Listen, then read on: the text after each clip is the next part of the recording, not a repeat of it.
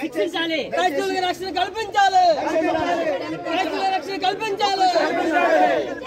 అన్ని మతాలకు సమాన హక్కు కావాలి, రైతులకు సమాన హక్కు కావాలి, సమాన హక్కు కావాలి. ఎంత ప్రార్థన చేస్తున్నారు,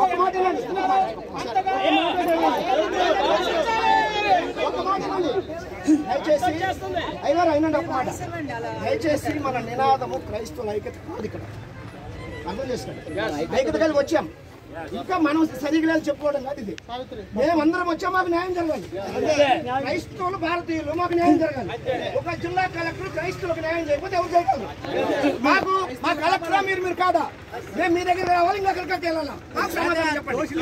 మన యొక్క ప్రశ్న క్రైస్తవ ఐక్యత ఎప్పుడు కలెక్టర్ గారు రావాలి అని చెప్పేసి